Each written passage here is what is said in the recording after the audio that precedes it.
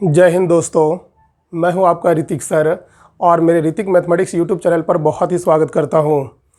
हम लोग परसेंटेज का बहुत ही इम्पोर्टेंट चैप्टर पढ़ रहे हैं, क्योंकि जान रहे हैं कि परसेंटेज से रिलेटेड बहुत सारा चैप्टर होता है। जैसे परसेंटेज तो है ही, प्रॉफिट एंड लॉस हो गया, रेशो भी है, उसके बाद एसआई है, सीआई है, टाइम एंड वर्क है। जितने सारे चैप्टर है परसेंटेज से रिलेटेड है, यहाँ तक कि डीआई भी परसेंटेज से रिलेटेड है। तो इसलिए हम लोग इसे बहुत ही बेहतर तरीके से पढ़ रहे हैं। अब इसके पहले हमने एक वीडियो डाल के रखा है जो कि बहुत ही बेसिक से है। अगर आप वो वीडियो नहीं देखे हैं तो उम्मीद करता हूँ पहले आप मेरा वो वीडियो देखिए, तब जाके ये और भी बेहतर तरीके से समझ में आएगा। उसमें हमने जो है बहुत ही छोटी छोटी बातों को शेयर किया है, बहुत ही छोटी छोटी बातों को बताया है कि परसेंटेज कैसे निकाली जा सकती है या परसेंटेज से फ्रैक्शन में कैसे निकाला जा सकता है।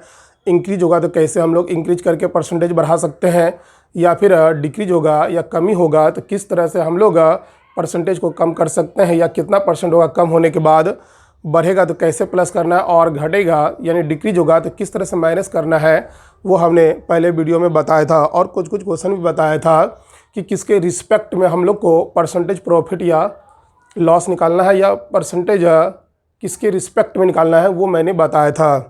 ए के रिस्पेक्ट में निकालना है, बी के रिस्पेक्ट में निकालना है, सी के रिस्पेक्ट में निकालना है, कब कैसे निकालना है, किसके रिस्पेक्ट में, वो हमने आपको पिछले वीडियो में बेहतर तरीके से बताया था। अब जहाँ तक हमने पिछले वीडियो में बताया था उसके बाद से अब देखते हैं कि उसी को जो है लेकर कैसे हम लोग आगे बढ़ सकते हैं। चलिए देखते हैं। आज का क्लास जो है बहुत ही शानदार होने वाला है। कंटिन्यू बने रहिएगा, जब तक आपका ये पूरा क्लास ना हो तब तक आप इसको वीडियो को देखते रहिएगा। आपको बहुत सारा चीज़ कॉन्सेप्ट क्लियर होने वाला है, बहुत चीज़। तो आइए, आज के क्लास का पहला सवाल है हम लोग का दोस्तों, if Ram's income is 25% more than Shyam's income, then what percent of Shyam's income is less than Ram's income. कहने का मतलब है कि राम का इनकम जो है 25% मोर है श्याम के इनकम से, राम का इनकम श्याम से 25% मोर है। तो क्वेश्चन बोल रहा है तो बताइए कि श्याम का इनकम राम से कितना परसेंट लेस है, कितना परसेंट कम होगा। तो यहाँ पर देखिए, पहले हम आपको रेशोज बना के सिखा देते हैं, फिर डायरेक्ट बिना रेशो से भी आंसर आ जाएगा हम लोग का। तो यहाँ पर दो आदमी है, राम और क्या है दोस्तों, श्याम। तो राम का इनकम जो है, ये राम का इनकम श्याम से 25% मोर है। श्याम से 25% मोर होगा। मान लेते हैं राम अगर 100 होगा तो श्याम कितना हो जाएगा, 125। 25% इससे ज़्यादा, यानी कि 25 ज़्यादा होगा तो 125 होगा। 25 से काटेगा तो ये 5 होगा और ये 4 होगा, मतलब 5:4 के रेशियो में इसका इनकम में रेशियो है। अब क्वेश्चन यहाँ पर ये है कि श्याम का जो इनकम होगा राम से कितना परसेंट कम है। श्याम का इनकम राम से कितना कम है, कम तो है लेकिन कितना परसेंट कम है दोस्तों, वो निकालना है। तो यहाँ से देखिए कितना कम है, रेशियो में 1 कम है। किससे कम है, हमने बताया था पिछले वीडियो में, किससे कम है, राम से कम है, यानी 5 से कम है। तो जिसके रिस्पेक्ट में पूछेगा उसको नीचे लिखना है। राम के रिस्पेक्ट में पूछ रहा है तो राम का को नीचे लिख दिए, और परसेंटेज लाने के लिए 100 से गुना कर देना है। तो ये आ जाएगा हम लोग को दोस्तों 20%। कितना हो जाएगा, 20%। तो हम लोग को मिल गया कि राम का इनकम श्याम से अगर 25% ज़्यादा है तो श्याम का इनकम राम से कितना कम है, 20% कम है। उम्मीद करता हूँ सीख चुके होंगे। अब इसको देखते हैं सेकेंड मेथड से कैसे हम लोग बना सकते हैं। देखिए, ऐसा सवाल जब भी रहेगा ना तो फर्स्ट लाइन पढ़ के आंसर देना है। क्या करना है दोस्तों, फर्स्ट लाइन आंसर पढ़ के आंसर देना है। फर्स्ट लाइन में लिखा है राम का इनकम 25% ज़्यादा है। समझ जाइए कि शुरू में अगर मोर लिखा हुआ है, ज़्यादा लिखा हुआ है, तो लास्ट में कम जरूर होगा। देखिए, इनिशियल में लिखा हुआ है मोर, तो निश्चित लास्ट में जो है लेस लिखा होगा। यहाँ पे देखिए, अगर शुरू में लेस होगा तो लास्ट में जो है मोर जरूर लिखा रहेगा। तो फर्स्ट लाइन पढ़ के आंसर देना है। तो फर्स्ट लाइन में है कि 25% ज़्यादा है। समझ जाना चाहिए कि आगे जो क्वेश्चन पूछने वाला है वो लेस जरूर पूछेगा ऐसे क्वेश्चन में। तो यहाँ पर 25% मोर है, आगे नहीं पढ़ना है। अब तो ऊपर में 25 लिखना है और डिवाइडेड बाई करना है। तो हमने बताया था जितना परसेंट बढ़ेगा उतना 100% में ऐड कर देना है। तो 25% इंक्रीज हुआ है तो 25% इंक्रीज हो जाएगा 100 में ऐड होकर। तो 100 में ऐड होगा तो कितना हो जाएगा दोस्तों, 125 होगा। अब परसेंटेज लाने के लिए किससे मल्टीप्लाई करना है, 100 से। 25 से काटेगा 5 और 5 से डिवाइड कीजिएगा 20% होगा। देखिए वही चीज़ आ रहा है। एक और हम इस पर क्वेश्चन ले लेते हैं, फिर तब अगले कॉन्सेप्ट की ओर हम लोग बढ़ेंगे। उम्मीद करता हूँ आप इस चीज़ को बहुत ही अच्छे से भलीभांति समझ चुके होंगे। देखते हैं सेकंड क्वेश्चन। इसी पर एक और क्वेश्चन ले लेते हैं।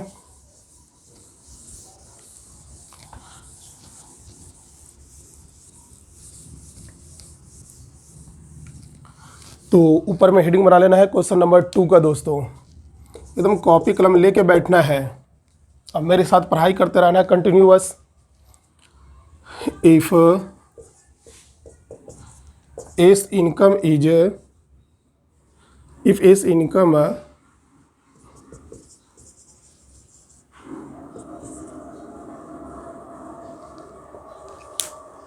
इसको फिर से लिख देते हैं। If S income is 10% less than 20 income, then what percent 20 income then what percent 20 income is more than S income. देखिए दोस्तों, ये दूसरा सवाल है आपका। If S income is 10% less than 20 income, मतलब ए का जो इनकम होगा 20 से 10% लेस है। तो क्वेश्चन पूछ रहा है then what percent 20 income is more than S income. तब बी का इनकम ए से कितना है? ए का इनकम भले 20 से कम हो, लेकिन बी का इनकम ए से ज़्यादा होगा, तो कितना परसेंट ज़्यादा होगा वो निकालना है। तो ऐसे सवाल को मैंने दो तरीके से बताया है। पहले हम रेशियोज बता देते हैं। दो आदमी है ए और बी, तो ए का जो इनकम होगा बी से 10% कम है। बी से 10% कम है, मान लेते हैं अगर ये 100 होगा, बी से कम है ना, इसलिए बी को 100 मानना है। और 10% कम है यानी कि 90 होगा, इससे 10 ही कम होगा यानी कि 90 होगा। एक जीरो से एक जीरो कट जाएगा, तो 9:2 कितना होगा दोस्तों? 10 आ गया। ए का इनकम 9 है और बी का इनकम कितना है? 10। क्वेश्चन हम लोग के पास है कि ये जो बी का इनकम है ए से कितना अधिक है? अधिक तो है। बी का इनकम ए से कितना अधिक है? 1 अधिक है। किससे अधिक है? 9 से। हमने बोला था जिससे अधिक होगा उसी के रिस्पेक्ट में परसेंटेज लाना है। यहाँ पर ए से अधिक है तो ए को नीचे रखना है और परसेंटेज लाने के लिए किससे मल्टीप्लाई करना है? 100 से। बार बार सिखा रहे हैं। तो ये हो जाएगा 100/9, मतलब 11 1/9% जो है मोर है। एक तो ये तरीका था, और एक दूसरा तरीका था कि फर्स्ट लाइन पढ़कर आंसर देना है। तो फर्स्ट लाइन पढ़ना है कि यहाँ पर 10% ज़्यादा है। ए का जो इनकम, सॉरी मोर नहीं, लेस है। ए का इनकम जो है 10% लेस है बी के इनकम से। तो बताइए बी कितना ज़्यादा होगा ए के इनकम से? बस फर्स्ट लाइन पढ़ के आंसर देना है। 10% लेस है, तो ऊपर में जितना भी मोर या लेस होगा ऊपर में लिखते हैं डिवाइडेड बाय। अब बताओ कितना कम है? 10% कम है। तो जितना परसेंट कम होगा 100% में माइनस करेंगे। अगर मोर होता तो प्लस करना था, और लेस होगा तो माइनस करना होगा। तो 10% लेस है तो 10% माइनस कीजिएगा तो आएगा 90% बचेगा।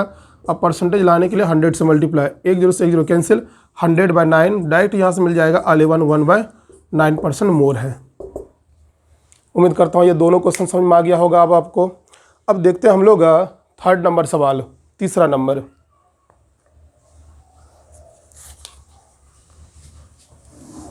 दोस्तों आज के क्लास का तीसरा नंबर सवाल है। ये बहुत ही इम्पोर्टेंट क्वेश्चन है, तीसरा बताने वाले जो हैं, और बार बार एग्जाम में पूछा हुआ है, पूछते रहता है।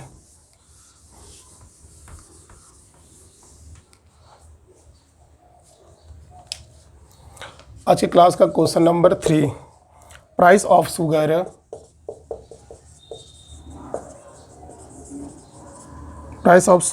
Rise by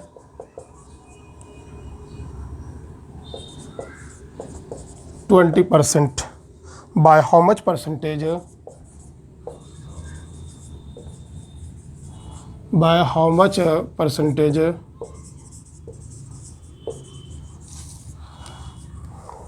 should the consumption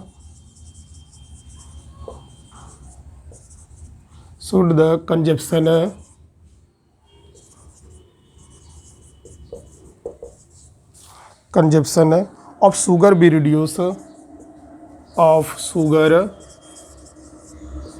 be reduce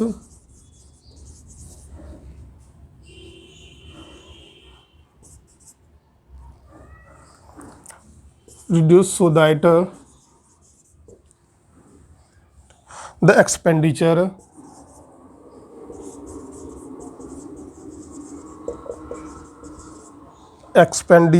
does not change.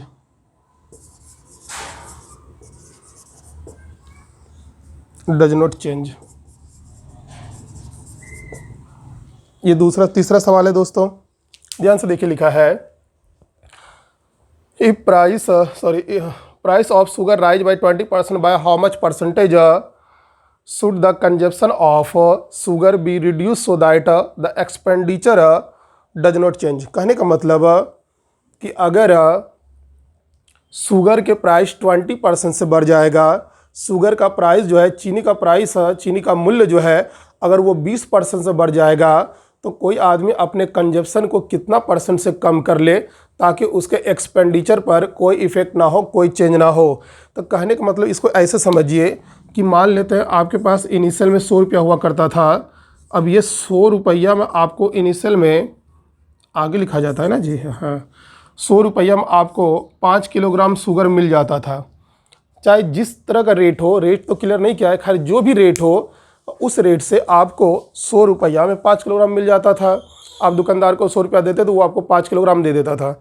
लेकिन बाद में पता चला कि शुगर के प्राइस में 20% बढ़ गया, तो अब 20% बढ़ने का मतलब कितना हो गया दोस्तों, 120 रुपया दीजिएगा तब ये आपको 5 किलो देगा, यही देगा ना। पहले क्या होता था कि 100 रुपये में आपको 5 किलो मिल जाता था, नॉर्मल रेट से 100 रुपये में 5 किलो मिल जाता था। लेकिन जब 20% रेट बढ़ गया, यानी कि अब 120 रुपया दीजिएगा तब वो आपको 5 किलोग्राम देगा, यानी 20 रुपये आपको घर से देना पड़ेगा। लेकिन आपको जो है खर्च पर कोई इफेक्ट ना पड़ना है। तो कहने का मतलब जो है कि आपके पास 100 रुपया पहले खर्च होता था, तो आज भी 100 रुपया खर्च करना है, तो आपको क्या 100 रुपया में 5 किलोग्राम देगा? तो 100 रुपया में जो है पहले 5 किलोग्राम बिल्कुल होता था, लेकिन अब 120 दीजिएगा तब 5 किलोग्राम देगा, और आपके पास मात्र 100 रुपया ही है। अब बताइए, दुकानदार को आप बोलिएगा 100 रुपया लीजिए और 5 किलोग्राम दीजिए, बोलेगा नहीं नहीं 120 दीजिएगा तब जो है हम आपको 5 किलोग्राम सामान देंगे। तो वह लड़का बोलता है ठीक है यार, 100 रुपया तुम ले लो और 100 रुपया में जितना आता है दे दो। तो निश्चित है वह 100 रुपया में तो कम ही देगा ना, दुकानदार उसको कम देगा। तो यही क्वेश्चन था कि कितना परसेंट कम देगा, क्वांटिटी में कितने परसेंट की कमी कर देगा, ताकि उसका पहले भी 100 रुपया खर्च होता था और अभी भी इसका 100 रुपया खर्च होता हो। उम्मीद करता हूँ आप क्वेश्चन समझ गए होंगे। अब देखिए इसको बनाते कैसे हैं। खर्च पे कोई चेंज ना हो, लेकिन भले सामान कम दे दीजिए, खर्च तो पहले हम 100 रुपया करते तो अभी भी 100 रुपया करेंगे। तो यहाँ पर है कि 20% का इंक्रीमेंट हुआ है। तो हमने बोला था ना, ऐसे क्वेश्चन को एक लाइन में पढ़ के आंसर देना है। फर्स्ट लाइन में अगर इंक्रीज लिखा हुआ तो लास्ट में जो है कमी जरूर लिखा होगा, डिक्रीज जरूर लिखा होगा। तो फर्स्ट लाइन पढ़ के आंसर देना है। तो फर्स्ट लाइन में लिखा है 20% इंक्रीज होगा, तो यहाँ पर 20% रखना है, डिवाइडेड बाय इंक्रीज होगा तो नीचे ऐड कर देना 100% में 120 होगा। अब परसेंटेज लाने के लिए किससे गुना करना है, 100 से। तो ये हो जाएगा 6 टाइम में कटेगा, 2 से काटेगा 3, 2 से 50, यानी 50/3 का मतलब होता है 16/2/3%। पिछला वीडियो अगर नहीं देखा तो पिछला वीडियो देखिएगा, ये सब डेटा हम लिखा दिए हैं। इंक्रीज होगा तो डिक्रीज कितना होगा, डिक्रीज होगा तो इंक्रीज कितना होगा, सब मैंने लिखाया है। आज उस क्वेश्चन पर प्रैक्टिस करवा दिए हैं। तो उम्मीद करता हूँ आप समझ गए होंगे कि 20% बढ़ेगा तो कंजप्शन कितना परसेंट से डिक्रीज होगा, 16/2/3% से जो है डिक्रीज होगा। ठीक है, अब देखते हैं, हम एक और इस पर सवाल ले लेते हैं दोस्तों। क्वेश्चन नंबर हो जाएगा आज के क्लास का 4 number.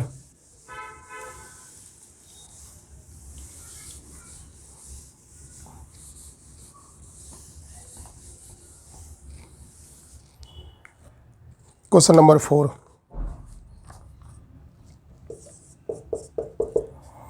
If food price reduced by 10%, if food price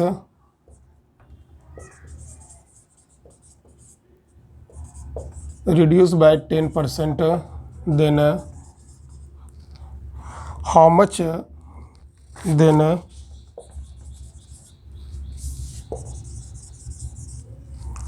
how much should a man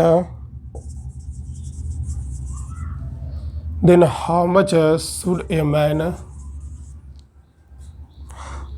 increase his consumption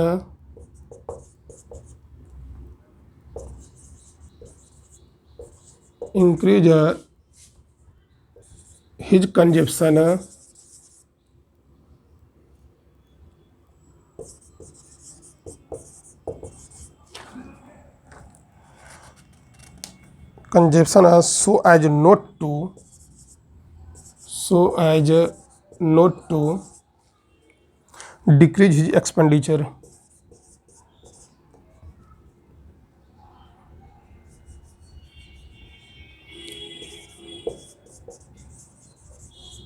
Decrease his expenditure.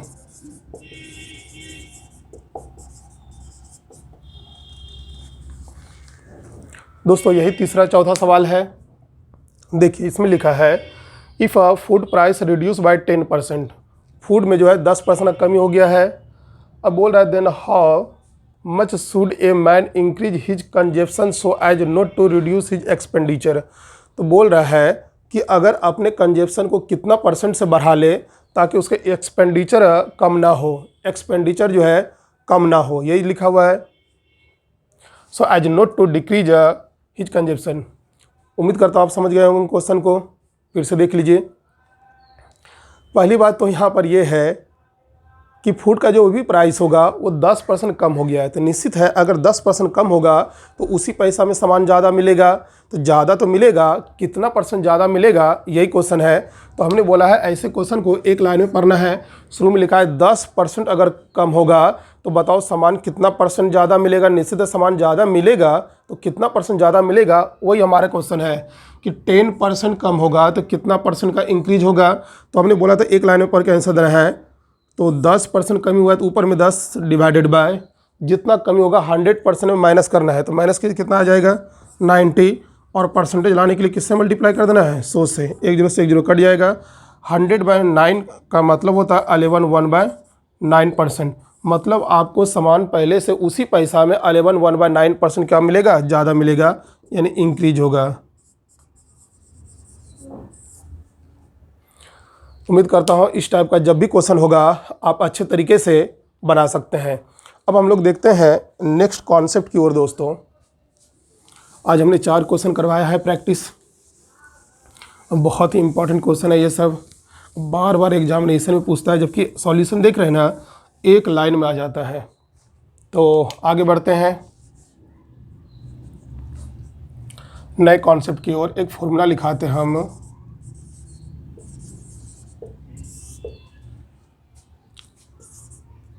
इस फॉर्मूला का नाम है ए बी फॉर्मूला। इसको a माइनस बी नहीं पढ़ना, a dash B, A B formula. Formula होता है a plus B plus a into B by 100। Increase होगा तो प्लस में लेना है और डिक्रीज होगा तो दोस्तों माइनस में लेना है। इसको याद कीजिए जल्दी से। फॉर्मूला दिया हुआ है, इसको हम लोग बोलेंगे ए बी फॉर्मूला। क्या बोलना है दोस्तों, A B formula. A formula क्या होगा, a plus B plus A B by 100। तो a plus B plus A B by क्या होगा 100 होगा। अगर इंक्रीज होगा तो प्लस में लेंगे और डिक्रीज होगा तो क्या लेना है माइनस में। इंक्रीज होगा तो प्लस में और डिक्रीज होगा तो किस में लेना है माइनस में। देखिए अब इसका हम लोग यूज कैसे करेंगे, इस पर कैसे हम लोग काम कर सकते हैं, कैसे कैसे सवाल पूछे जाएंगे और कैसे कैसे हम लोग आंसर निकाल पाएंगे। तो उम्मीद करता हूँ फॉर्मूला याद हो गया होगा। क्या होगा a formula, a plus B plus A B by 100। Increase होगा तो प्लस में लेना है और डिक्रीज होगा तो माइनस में। चलिए इसका देखते हैं कि कैसे कैसे क्वेश्चन पूछा जाएगा।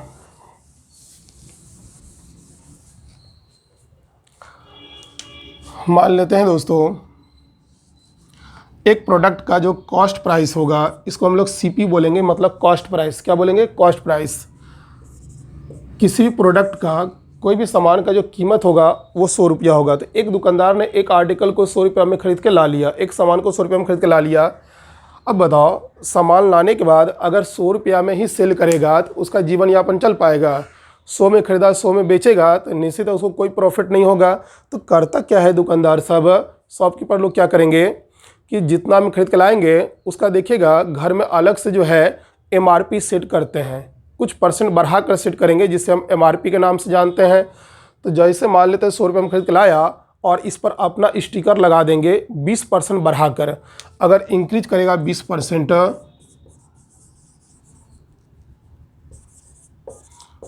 20% इंक्रीज करेगा तो बताइए MRP क्या हो जाएगा? पहली बात तो 100 रुपये में ख़रीदा है, 20% बढ़ा दिया तो सामान का जो प्रोडक्ट का कीमत होगा वो 120 रुपया होगा, क्योंकि 20% बढ़ गया। मान लेते यही एक प्रोडक्ट है, इसको 100 रुपये में ख़रीदा है, अब दुकानदार को बेचना होगा या हम ही को बेचना होगा तो हम इस पर क्या कर देंगे, अलग से कीमत चिपका देंगे, अलग से लेवल लगा देंगे 120 रुपया का MRP। अब बताओ 100 में खरीदे, 20% बढ़ गया तो MRP हो गया 120। अब दुकान में बेच रहा है सामान को 120 में, अगर सामान 120 रुपया में बिक गया तो उसको 20% का प्रॉफिट होगा। पहले 100 रुपये में ख़रीदा है, 20% बढ़ाया तो 120 रुपये में बेचेगा तो ओवरऑल प्रॉफिट होगा 20% का। लेकिन जब बेच रहा है सामान को, बिक नहीं रहा है, तो दुकानदार दिमाग लगाता है और एक वो सोचता है कि मेरा सामान बिक जाए और प्रॉफिट वो हो, दिमाग लगाता है। उन्होंने एक स्कीम निकालता है जिससे हम लोग डिस्काउंट के नाम से जानते हैं, कुछ छूट दे देता है।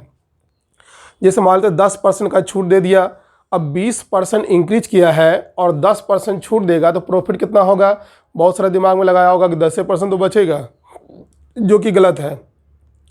20% बढ़ाएगा, 10% कम करेगा तो 10 कैसे बचेगा, उसको अभी हम लोग देखते हैं। 20% बढ़ेगा, अब क्या करेगा, डिस्काउंट देगा 10% का। डिस्काउंट होगा 10% का, तो 10% किसका डिस्काउंट होगा? MRP का। जो MRP लिखा हुआ है ना, इस पर जो MRP लिखा हुआ है दोस्तों, इसका 10% डिस्काउंट देगा। तो डिस्काउंट अमाउंट कितना हो जाएगा?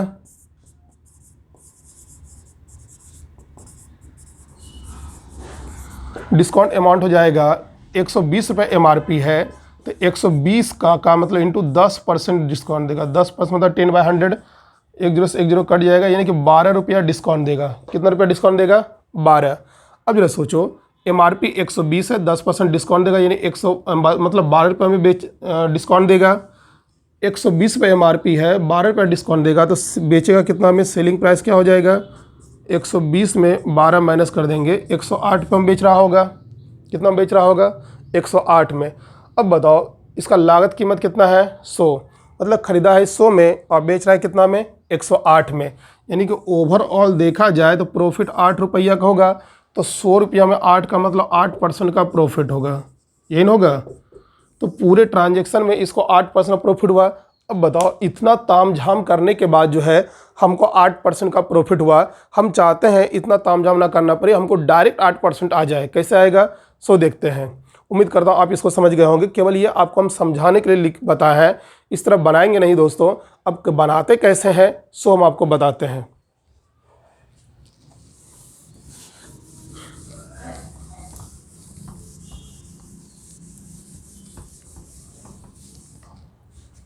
देखिए, जैसे मान लेते हैं पहला क्वेश्चन होगा, कोई आदमी 100 रुपये में ख़रीदा और 20% का इंक्रीज कर दिया।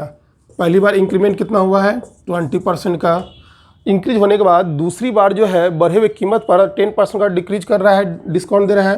तो सेकेंड टाइम हो रहा है 10% का डिस्काउंट। देखो, पहली बार बढ़ा दिया 20% से, बढ़ाने के बाद 10% का डिस्काउंट दे रहा है, यानी 10% की कमी कर रहा है। तो पहली बार बढ़ेगा और दूसरी बार कम होगा, तो हम लोग AB फॉर्मूला यूज़ करना है। तो इंक्रीज हुआ है तो प्लस में लिया और डिक्रीज हो रहा है तो क्या करेंगे? माइनस में। पहली बार बढ़ेगा और दूसरी बार कम होगा तो AB फॉर्मूला का यूज करेंगे। तो देखते हैं AB फॉर्मूला क्या था। AB फॉर्मूला हमने लिखाया था A + B + A × B/100 था, यही था ना दोस्तों। अब A का मतलब प्लस में 20, अब B का मतलब लेना माइनस में 10। अब बताओ प्लस इंटू माइनस करेंगे, A × B, तो प्लस इंटू माइनस क्या होगा? माइनस। 20 × 10 बाई कितना? 100। 0 0 कट जाएगा तो 20 में से 10 माइनस होगा तो 10, अब में से 2 माइनस होगा तो 8। अब ये बताओ 8% आया है, प्लस में आया कि माइनस में आया है? प्लस में, तो प्लस में आएगा तो प्रॉफिट होगा और माइनस में आएगा तो क्या होगा, लॉस। फिलहाल ये प्लस में आया है इसलिए इंक्रीज होगा, या प्रॉफिट भी बोल सकते हैं, वहाँ पर इंक्रीज भी लिख सकता है, तो घबराना नहीं है, एक ही बात है। तो 8% का ग्रोथ हो जाएगा या 8% का जो है ओवरऑल प्रॉफिट होगा।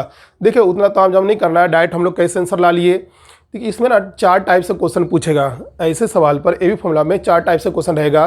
पहले क्या था, 20% बढ़ा दिया और दूसरी बार 10% कम कर देगा। दोस्तों ए बी फॉर्मूला यूज कर लिए। ऐसा भी तो हो सकता है कि पहली बार रेट कम हो जाए और दूसरी बार बढ़ा दे।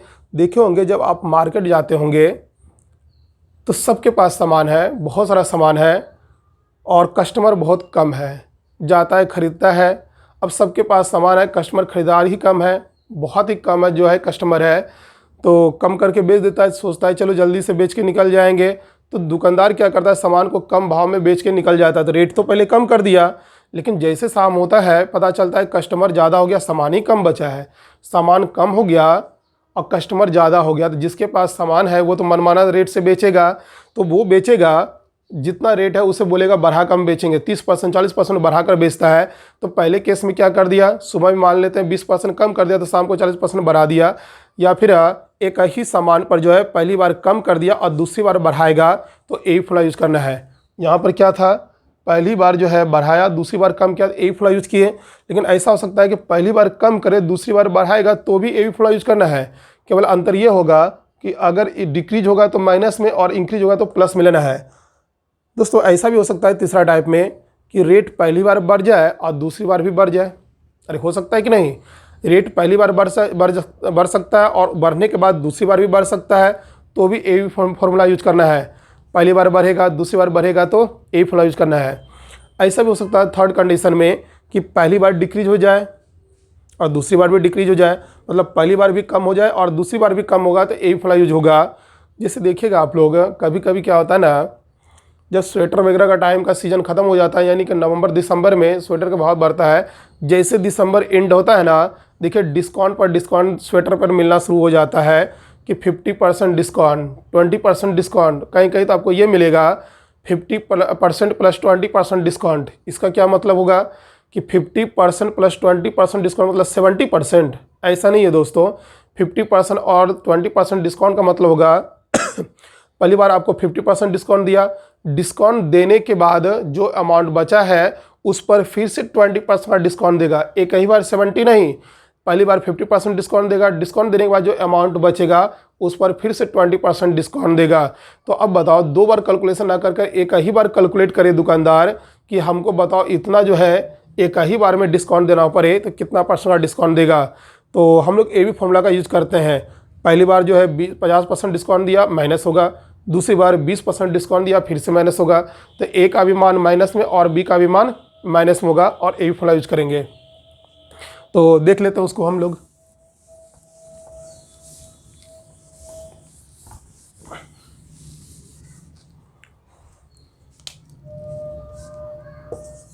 दूसरा, if S income is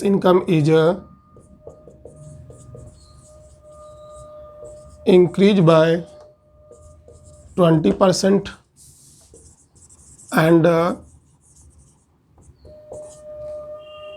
again increase by 20%, then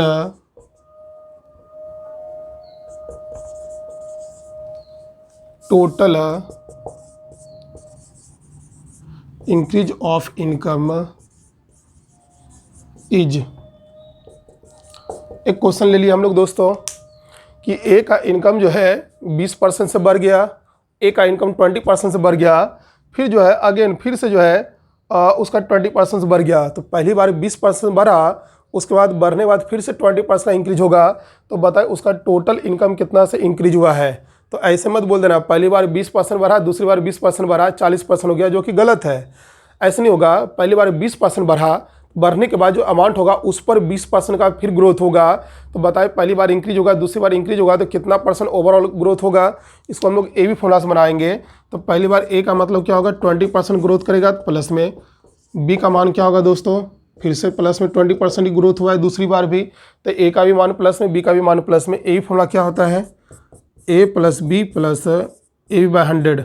अब बार बार दोस्तों हम फॉर्मूला नहीं लिखेंगे, उम्मीद करता हूँ फॉर्मूला आपको याद हो चुका होगा।